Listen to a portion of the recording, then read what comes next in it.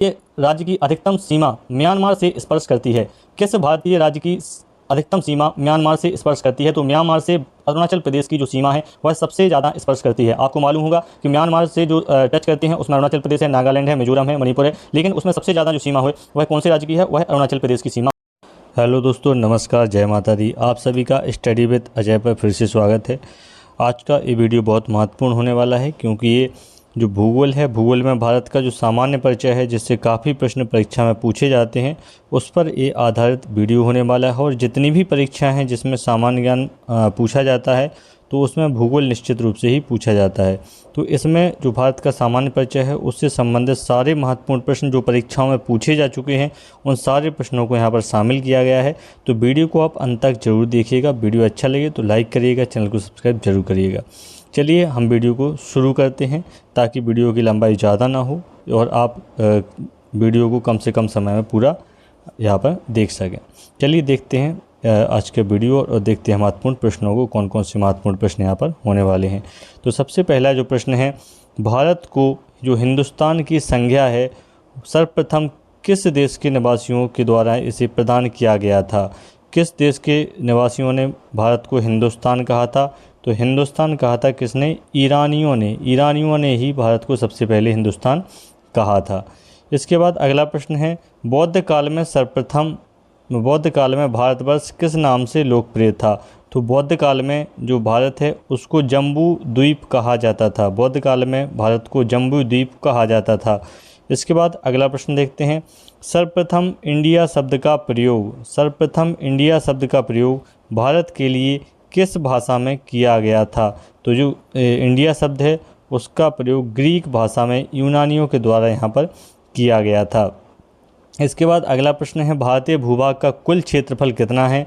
तो कितना है क्षेत्रफल? 32,87,263 वर्ग किलोमीटर। ये महत्वपूर्ण प्रश्न यहाँ से हो गए। इसके बाद हम आगे प्रश्न देखेंगे कौन कौन से प्रश्न हैं।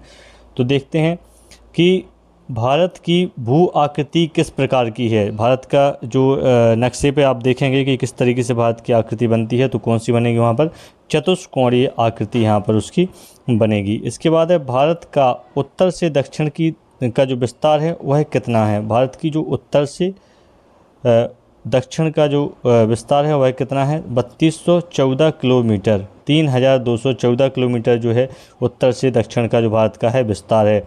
भारत का पूरब से पश्चिम की ओर विस्तार कितना है? भारत का पूरब से पश्चिम की ओर विस्तार कितना है? तो ये हो जाएगा 2933 किलोमीटर। 2933 किलोमीटर। ये सारे प्रश्न परीक्षाओं में पूछे जा चुके हैं, उन्हीं प्रश्नों को यहाँ पर रखा गया है। इसलिए आप एक बार सारे प्रश्नों को जरूर साथ में पढ़ते चलें और इन्हें अच्छे से याद करते चलें। ठीक है, याद अगर हैं तो आपका एक रिवीजन यहाँ से हो जाएगा। इसके बाद अगला प्रश्न है, द्वीपों सहित भारत के तट रेखा की कुल लंबाई कितनी है? तो इसका उत्तर हो जाएगा 7516.6 किलोमीटर। यदि द्वीपों की लंबाई भी मिला दी जाए तट रेखा की तो कितनी हो जाएगी? 7516.6 किलोमीटर। इसके बाद अगला प्रश्न यहाँ पर क्या है, भारत की स्थलीय सीमा की लंबाई कितनी है? तो भारत की जो स्थलीय सीमा है कुल उसकी जो लंबाई है वह है 15,200 किलोमीटर। 15,200 किलोमीटर। ये यहाँ पर तटरेखा की लंबाई कुल हो गई है, ये स्थलीय सीमा की लंबाई हो गई है 15,200 किलोमीटर। इसके बाद जो अगला प्रश्न है उसको देख लेते हैं। अगला प्रश्न है, क्षेत्रफल की दृष्टि से भारत का विश्व में कौन सा स्थान है? तो क्षेत्रफल के हिसाब से अगर देखा जाए तो भारत का जो स्थान है वह 7वां स्थान भारत का है क्षेत्रफल के हिसाब से, और जनसंख्या के हिसाब से भारत का दूसरा स्थान है। जनसंख्या में देखा जाए तो कौन सा स्थान है? दूसरा। इसके बाद बात करें, भारत की जो जनसंख्या है विश्व की कुल जनसंख्या का कितना प्रतिशत है? भारत की जो जनसंख्या है विश्व की जनसंख्या का कितना प्रतिशत है? तो हो जाएगा 17.5%। विश्व की जनसंख्या कितना है? 17.5% है। भारत में जो गांव हैं उनकी संख्या लगभग कितनी है? तो लगभग 6,40,000 के लगभग जो है, इतने से अधिक, लगभग 6.5 लाख के लगभग आप याद कर सकते हैं गांव की जो है संख्या भारत में है। इसके बाद देखेंगे आगे और प्रश्न। तो अगला जो प्रश्न है कि भारत का जो अक्षांशीय विस्तार है, कौन सा? अक्षांशीय विस्तार भारत का। ठीक है, अक्षांश आप जानते होंगे, ग्लोब देख के आपको मालूम होगा कि अक्षांश रेखाएं कौन सी होती हैं। तो उसका जो विस्तार है भारत का वह कितना है? तो वह हो जाएगा 8 डिग्री 4 मिनट से 37 डिग्री 6 मिनट उत्तरी अक्षांश कितना है 8 डिग्री 4 मिनट से 37 डिग्री 6 मिनट उत्तरी अक्षांश। बहुत महत्वपूर्ण प्रश्न है, सारे प्रश्न ऐसे हैं जो परीक्षाओं में पूछे जा चुके हैं, इसलिए पूरी वीडियो देखिएगा, सारे प्रश्नों को आप हमारे साथ दोहराते चलिएगा। इसके बाद भारत का देशांतरीय विस्तार कितना है, देशांतर के रूप में भारत का विस्तार ग्लोब पर देखें तो कितना रहेगा 68 डिग्री 4 मिनट से 97 डिग्री 25 मिनट पूर्वी देशांतर जो भारत का देशांतरीय विस्तार हो जाएगा। इसके बाद अगला प्रश्न देखेंगे कि भारत में कितने डिग्री पूर्वी देशांतर रेखा को भारत का मानक समय समझा जाता है, तो इसका जो उत्तर है कितने डिग्री मानक रेखा को जो है समय रेखा माना जाता है, मानक समय रेखा, तो वह हो जाएगी 82.5 डिग्री पूर्वी देशांतर जो रेखा है उसी को भारत का मानक समय जो रेखा है कहा जाता है। इसके बाद अगला प्रश्न है कि जो 82.5 डिग्री पूर्वी देशांतर रेखा भारत के किस शहर से होकर गुजरती है, तो इसका उत्तर हो जाएगा प्रयागराज यानी इलाहाबाद के नैनी से होकर ये रेखा जो है गुजरती है। इसके बाद देखेंगे अगला प्रश्न।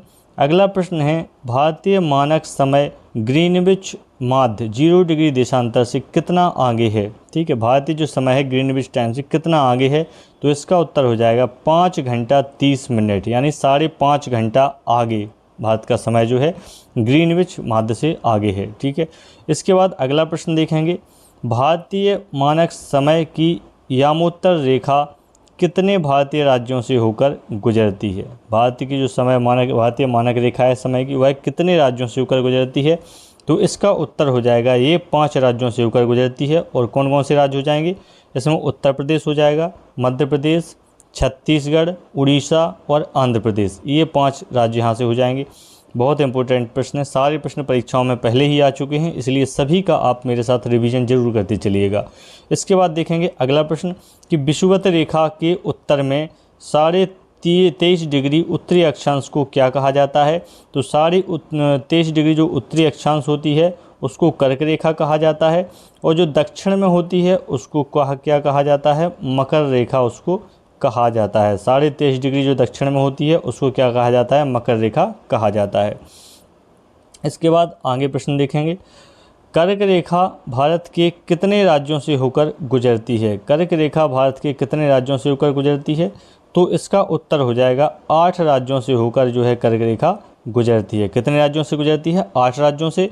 और कौन कौन से हो जाएंगे, तो राज्यों के नाम गुजरात, राजस्थान, मध्य प्रदेश, छत्तीसगढ़, झारखंड, पश्चिम बंगाल, त्रिपुरा और मिजोरम, ये 8 राज्य हैं जहां से जो है कर्क रेखा भारत में गुजरती है। इसके बाद अगला प्रश्न देखेंगे कि कर्क रेखा भारत के किस पड़ोसी देश से होकर गुजरती है, तो वह भारत का जो पड़ोसी देश है वह बांग्लादेश है। बांग्लादेश से होकर कर्क रेखा गुजरती है। भारत मानक समय रेखा एवं कर्क रेखा, ठीक है, जो ग्रीनविच जो टाइम वाली रेखा है वह भारतीय जो समय मानक समय रेखा है, और कर्क रेखा जो है किस राज्य में एक दूसरे को आपस में काटती हैं, तो इसका उत्तर हो जाएगा छत्तीसगढ़। छत्तीसगढ़ में जो भारतीय मानक समय रेखा है और जो कर्क रेखा भारत से गुजरती है, दोनों का जो कटान बिंदु है वह कहाँ बनता है, छत्तीसगढ़ राज्य में उसका कटान बिंदु बनता है। इसके बाद है कर्क रेखा राजस्थान के किन 2 जिलों से होकर गुजरती है। ये इम्पोर्टेंट इसलिए हो जाता है कि राजस्थान के 2 ही ज़िले हैं जहाँ से होकर ये कर्क रेखा गुजरती है। तो ये 2 ज़िले हैं डूंगरपुर और बांसवाड़ा। डूंगरपुर और बांसवाड़ा ये राजस्थान के 2 ज़िले हैं जहाँ से कर्क रेखा गुजरती है। ठीक है, तो इसको अच्छे से आप याद करते चलिएगा। इसके बाद अगला प्रश्न है कि भारत का दक्षिणतम बिंदु कौन सा है। भारत का दक्षिणतम बिंदु कौन सा है, तो इसका उत्तर हो जाएगा इंदिरा पॉइंट। इंदिरा पॉइंट जो है भारत का दक्षिणतम बिंदु है। भारत की मुख्य भूमि पर दक्षिणतम बिंदु कहाँ है, यानी ये तो हो गया है पूरे भारत का, इसमें द्वीप भी शामिल कर लिए गए तो इंदिरा पॉइंट उसमें शामिल किया जाता है।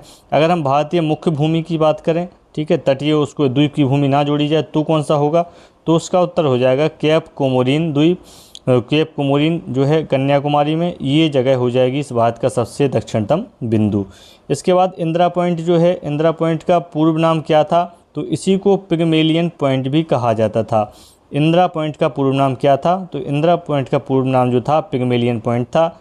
इसके बाद भारत के सुदूर दक्षिण में इंदिरा पॉइंट जो है कहाँ स्थित है, यानी भारत का जो दक्षिणतम बिंदु है द्वीप समूह को मिलाकर वह कहाँ है, तो इसका उत्तर हो जाएगा बड़ा निकोबार। बड़ा निकोबार में जो है भारत का दक्षिणतम बिंदु स्थित है। इसके बाद देखेंगे आगे प्रश्न, भारत का वह कौन सा स्थान है जहां बंगाल की खाड़ी, अरब सागर और हिंद महासागर तीनों मिलते हैं? तो वह स्थान कौन सा हो जाएगा? कन्याकुमारी। बहुत इंपॉर्टेंट सारे क्वेश्चन है, सारे परीक्षाओं में आ चुके हैं, इसलिए मैं बार बार कह रहा हूँ कि यदि आपने पहले से पढ़ रखे हैं तो आप एक बार रिवीजन जरूर कर लीजिएगा। शायद कोई प्रश्न ऐसा मिल जाए आपको जो आपने ना पढ़ा हो, तो उसको आप नोट कर सकते हैं और याद कर सकते हैं। ठीक है, तो भारत का वह कौन सा स्थान है जहाँ बंगाल की खाड़ी मिलेगी, अरब सागर मिलेगा और हिंद महासागर मिलेगा? तो ऐसा स्थान कौन सा हो जाएगा? कन्याकुमारी। कन्याकुमारी स्थान हो जाएगा। इसके बाद अगला प्रश्न है, भारत का सुदूरस्थ उत्तरी बिंदु कौन सा है? यानी भारत का उत्तरी बिंदु क्या हो जाएगा? तो ये इंद्राकोल हो जाएगा। और ये कौन से राज्य में है? तो ये लद्दाख, यानी जो केंद्र शासित प्रदेश लद्दाख बनाया गया है उसमें ये स्थित है। इंद्राकोल कहाँ पर है? लद्दाख में। भारत का सबसे पूर्वी बिंदु कौन सा हो जाएगा? तो पूर्वी बिंदु हो जाएगा किबिथु, और यह अरुणाचल प्रदेश में स्थित है। कौन सा बिंदु हो जाएगा? किबिथु पूर्वी बिंदु। इसके बाद भारत का सबसे पश्चिमी बिंदु कौन सा हो जाएगा? तो पश्चिम की अगर बात करें तो भारत का सबसे पश्चिमी जो बिंदु है वह गौरमाता या गुहार मोती के नाम से, दोनों में से कोई नाम आपको मिल जाता है अलग अलग, तो ये गौरमाता या गुहार मोती के नाम से गुजरात में स्थित है। कौन सा? भारत का पश्चिमी बिंदु। ठीक है, दक्षिण की बात पहले ही कर चुके हैं। इंदिरा पॉइंट, पिग्मेलियन पॉइंट जो है बड़ा निकोबार में है, वह दक्षिणतम बिंदु भारत का है। इसके बाद बात करें भारत की स्थलीय सीमाएं। भारत की स्थलीय सीमाएं कितने देशों के साथ लगी हुई हैं? तो भारत की जो स्थलीय सीमा है 7 देशों के साथ लगी हुई हैं। अब हम स्थलीय सीमाओं में बात करें कि भारत की जो सबसे लंबी स्थलीय सीमा है वह किस देश के साथ लगी हुई है? तो इसका उत्तर हो जाएगा बांग्लादेश के साथ। ठीक है, कौन से देश के साथ भारत की स्थलीय सीमा सबसे लंबी है? तो इसका उत्तर हो जाएगा बांग्लादेश के साथ। और लंबाई कितनी है उसकी? तो 4096.7 किलोमीटर की जो लंबाई है स्थलीय सीमा की उस बांग्लादेश के साथ है। इसके अलावा बात करें कि भारत की जो सबसे छोटी स्थलीय सीमा है वह किस देश के साथ है? तो इसका उत्तर हो जाएगा अफ़गानिस्तान के साथ। अफ़गानिस्तान के साथ जो सीमा है उसकी लंबाई कितनी है? 106 किलोमीटर। ठीक है, तो इसको आप अच्छे से याद करते चलिएगा। इसके बाद वह कौन सा भारतीय राज्य है जो 3 तरफ से बांग्लादेश से घिरा हुआ है? तो इसका उत्तर हो जाएगा त्रिपुरा। कौन सा होता है? त्रिपुरा। भारतीय राज्य की अधिकतम सीमा म्यांमार से स्पर्श करती है। किस भारतीय राज्य की अधिकतम सीमा म्यांमार से स्पर्श करती है? तो म्यांमार से अरुणाचल प्रदेश की जो सीमा है वह सबसे ज़्यादा स्पर्श करती है। आपको मालूम होगा कि म्यांमार से जो टच करते हैं उसमें अरुणाचल प्रदेश है, नागालैंड है, मिजोरम है, मणिपुर है, लेकिन उसमें सबसे ज़्यादा जो सीमा हो वह कौन से राज्य की है? वह अरुणाचल प्रदेश की सीमा वहाँ पर टच करती है। भारत के किस पड़ोसी देश को लैंड ऑफ थंडरबोल्ट के नाम से भी जाना जाता है? लैंड ऑफ थंडरबोल्ट किसे कहा जाता है? तो भारत का वह पड़ोसी देश कौन सा है? भूटान। भूटान को क्या कहा जाता है? लैंड ऑफ थंडरबोल्ट के नाम से जाना जाता है। भारत में कुल राज्यों की संख्या कितनी है? तो भारत में कुल राज्यों की जो संख्या है वह कितनी है? तो कुल राज्यों की संख्या भारत में 28 है। ठीक है, भारत में क्षेत्रफल की दृष्टि से जो 4 बड़े राज्य हैं वह कौन कौन से हैं? क्षेत्रफल की अगर हम बात करें तो क्षेत्रफल की दृष्टि से भारत के सबसे बड़े राज्य कौन कौन से हैं? तो सबसे पहले पर आता है राजस्थान। क्षेत्रफल में सबसे पहले राजस्थान रहेगा। दूसरे पर जो रहेगा मध्य प्रदेश है। तीसरे पर महाराष्ट्र है। और चौथे पर जो है उत्तर प्रदेश आता है। चौथे नंबर पर कौन सा आता है? उत्तर प्रदेश आता है। तो ये क्षेत्रफल की दृष्टि से जो 4 प्रमुख राज्य हैं उनके नाम यहाँ पर आपके सामने हैं। ठीक है, तो ये कई बार परीक्षाओं में पूछे जाते हैं, इसलिए इसको भी आप अच्छे से याद कर लीजिएगा।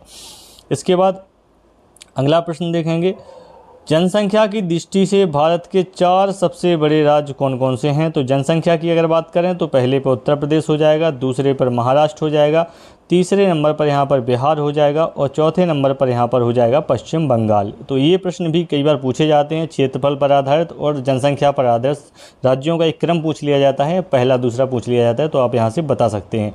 इसके बाद जो अगला प्रश्न है उसको देख लेते हैं कि क्षेत्रफल की दृष्टि से भारत का सबसे छोटा राज्य कौन सा है? तो क्षेत्रफल में हम बात करें तो क्षेत्रफल की दृष्टि से सबसे छोटा राज्य है गोवा।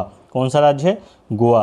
और अगर जनसंख्या के हिसाब से सबसे भारत का छोटा राज्य की बात करें तो वह कौन सा हो जाएगा? तो वह आपका हो जाएगा सिक्किम। कौन सा हो जाएगा? सिक्किम। देखिए, क्षेत्रफल के हिसाब से हो जाएगा गोवा और जनसंख्या की दृष्टि से सबसे छोटा राज्य हो जाएगा सिक्किम। ठीक है, चलिए इसके बाद हम देखेंगे आगे प्रश्न। अगला जो प्रश्न है भारत में स्थलरुद्ध राज्यों की संख्या कितनी है, यानी ऐसे कितने राज्य हैं जिनकी सीमा किसी दूसरे देशों से या तटीय प्रदेशों से नहीं लगती है। तो इनकी जो संख्या है वह यहाँ पर हो जाएगी 20। कितनी संख्या है? 20। जो किसी भी तटीय राज्य नहीं है, ऐसे कितने राज्य हैं? 20। इन्हें कहा जाता है स्थलरुद्ध देश, राज्यों की संख्या। ठीक है। इसके बाद जो अगला प्रश्न है, वह कौन सा भारतीय राज्य है जिसकी सीमा सर्वाधिक राज्यों से जुड़ी हुई है?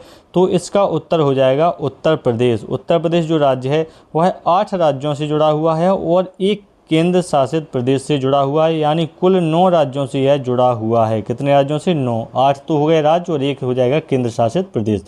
इसके अलावा अगला प्रश्न देखते हैं, भारत का वह कौन सा एकमात्र जिला है जो सर्वाधिक 4 राज्यों की सीमा को स्पर्श करता है? भारत का एकमात्र जिला कौन सा है? तो वह हो जाएगा सोनभद्र, उत्तर प्रदेश का, और यह 4 जो है राज्यों की सीमाओं को स्पर्श करता है। बहुत अच्छे प्रश्न हैं, सारी परीक्षाओं में कई बार पूछे जा चुके हैं, इसलिए आप सभी प्रश्नों को याद करते चलिएगा और साथ में इनको दोहराते के जो है जरूर चलिएगा। और जो प्रश्न आपने ना पढ़े हों उनको आप नोट कर लीजिएगा। ठीक है।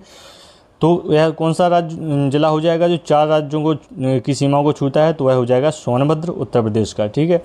किस भारतीय राज्य में सर्वाधिक जिले हैं? तो उसका उत्तर भी उत्तर प्रदेश हो जाएगा। उत्तर प्रदेश में कितने जिले हैं? तो उत्तर प्रदेश में 75 जिले हैं।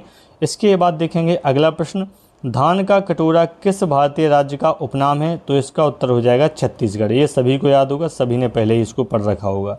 इसके बाद अगला प्रश्न है, किस उत्तर पूर्वी राज्य को पूर्वी ज्योतिष का स्थान या प्राग ज्योतिषपुर के नाम से जाना जाता है? तो इसका उत्तर हो जाएगा असम। असम को पूर्व ज्योतिष का स्थान कहा जाता है। किसको कहा जाता है? असम को। इसके बाद देखेंगे कि किस भारतीय राज्य को मसालों का बगीचा कहा जाता है? तो मसालों का बगीचा केरल को कहा जाता है। किसको कहा जाता है? केरल को। केरल को मसालों का बगीचा कहा जाता है। इसके बाद उगते सूरज की भूमि के नाम से किस भारतीय राज्य को जाना जाता है?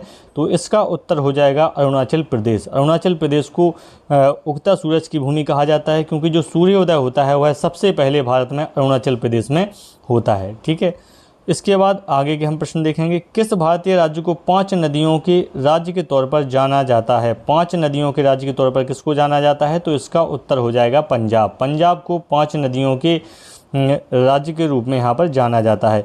किस भारतीय राज्य को सिलिकन स्टेट के रूप में जाना जाता है? तो इसका हो जाएगा उत्तर कर्नाटक। कर्नाटक को सिलिकन स्टेट के रूप में जाना जाता है। ठीक है। इसके बाद देखेंगे अगला प्रश्न, किस भारत में सिलिकॉन वैली कहाँ स्थित है? तो भारत में जो सिलिकॉन वैली है वह बेंगलुरु में स्थित है, कर्नाटक में। बेंगलुरु में कहाँ स्थित है? ठीक है। किस भारतीय राज्य को पहले स्टेट ऑफ मैसूर के नाम से भी जाना जाता था? तो इसका उत्तर भी हो जाएगा कर्नाटक। कर्नाटक को पहले स्टेट ऑफ मैसूर के नाम से भी जाना जाता था।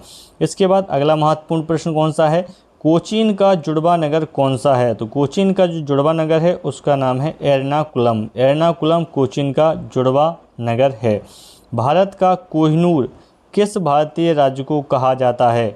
भारत का कोहिनूर किस भारतीय राज्य को कहा जाता है? तो इसका उत्तर हो जाएगा आंध्र प्रदेश। आंध्र प्रदेश को भारत का कोहिनूर कहा जाता है। इसके बाद अगला प्रश्न देखेंगे कि पाट अंचल किस भारतीय राज्य में अवस्थित है? तो इसका उत्तर हो जाएगा झारखंड। पाट अंचल किस भारतीय राज्य में अवस्थित है? तो इसका उत्तर हो जाएगा झारखंड में स्थित है। असम कितने भारतीय राज्यों से घिरा हुआ है? तो इसका उत्तर हो जाएगा 7 राज्यों से। अगर आप इसको गौर से देखें तो अभी हमने पढ़ा था कि सबसे ज़्यादा जो है राज्यों से घिरा हुआ जो प्रदेश था, तो वहाँ पर हमने उत्तर प्रदेश पढ़ा था जो 8 + 1 यानी 9 राज्यों से घिरा हुआ था।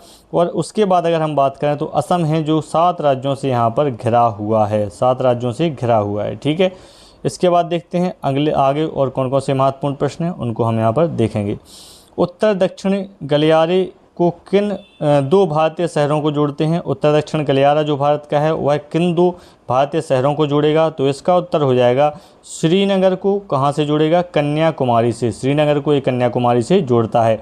और अगर हम पूर्व पश्चिम गलियारे की बात करें कि पूर्व पश्चिम गलियारा किन भारतीय शहरों को जोड़ता है, तो इसका उत्तर हो जाएगा पोरबंदर गुजरात को कहाँ से जोड़ता है? तिलचर असम से जोड़ता है। तो ये कौन सा हो जाएगा? पूर्व पश्चिम गलियारा। ठीक है। इसको आप अच्छे से याद करिएगा, बहुत अच्छे प्रश्न हैं सारे के सारे, और ये सारे प्रश्न परीक्षाओं में पहले पूछे जा चुके हैं, इसलिए आप इनको बहुत अच्छे से पढ़िएगा। इसके बाद अगला प्रश्न देखेंगे कि भारत में कुल केंद्र शासित प्रदेशों की संख्या कितनी है। तो कुल जो केंद्र शासित प्रदेश हैं उनकी संख्या वर्तमान में कितनी है, 8 है। इसके अलावा बात करेंगे क्षेत्रफल की दृष्टि से भारत का सबसे बड़ा केंद्र शासित प्रदेश कौन सा है। तो सबसे बड़ा जो केंद्र शासित प्रदेश है वह हो जाएगा लद्दाख, क्षेत्रफल की दृष्टि से। और क्षेत्रफल की दृष्टि से भारत का सबसे छोटा केंद्र शासित प्रदेश की अगर हम बात करें तो वह कौन सा हो जाएगा, लक्षद्वीप। ठीक है, तो सबसे बड़ा हो जाएगा लद्दाख और सबसे छोटा हो जाएगा लक्षद्वीप। इसके बाद अगला प्रश्न देखते हैं कि जनसंख्या की दृष्टि से भारत का सबसे बड़ा केंद्र शासित प्रदेश कौन सा है। तो इसका उत्तर हो जाएगा दिल्ली। कौन सा है, दिल्ली सबसे जो है केंद्र शासित सबसे बड़ा हो जाएगा। इसके बाद भारत का कौन सा केंद्र शासित प्रदेश है जो 3 राज्यों में विभाजित किया गया है। बहुत अच्छा प्रश्न है, कई बार परीक्षाओं में से भी पूछा जा चुका है कि वह कौन सा केंद्र शासित प्रदेश है जो 3 राज्यों में विभाजित है। तो इसका नाम हो जाएगा पुडुचेरी। और ये इसमें जो यनम है इसका वह आंध्र प्रदेश में आता है। यनम कहाँ जाता है, आंध्र प्रदेश में। कराईकल आता है तमिलनाडु में और माही जो है वह आता है केरल में। ठीक है, तो पुडुचेरी जो है वह 3 राज्यों में यहाँ पर बटा हुआ है। इसके बाद देखते हैं आगे और महत्वपूर्ण प्रश्न। भारत का एकमात्र जो ज्वालामुखी है, सक्रिय ज्वालामुखी बेरन, ठीक है, बेरन ज्वालामुखी, वह कहाँ स्थित है। तो इसका उत्तर हो जाएगा अंडमान एंड निकोबार द्वीप, अंडमान एवं निकोबार द्वीप में यह स्थित है। इसके बाद अगर बात करें मैकमोहन रेखा की, मैकमोहन रेखा किन 2 देशों को अलग करती है। तो इसका उत्तर हो जाएगा भारत तथा चीन को ये मैकमोहन रेखा क्या करती है, अलग करती है। तो मैकमोहन रेखा भारत और चीन को अलग करती है। इसके अलावा अगला प्रश्न है रेड क्लिफ रेखा किन 2 देशों को अलग करती है। तो इसका उत्तर हो जाएगा भारत और पाकिस्तान को अलग करती है। डूरंड रेखा किन 2 देशों को अलग करती है। तो डूरंड रेखा की बात करें तो यह भारत और अफगानिस्तान को क्या करती है, अलग करती है। और पाकिस्तान और अफगानिस्तान भी इसका उत्तर हो जाता है क्योंकि ये POK वाला जो हिस्सा है उसको यहाँ पर शामिल किया गया है।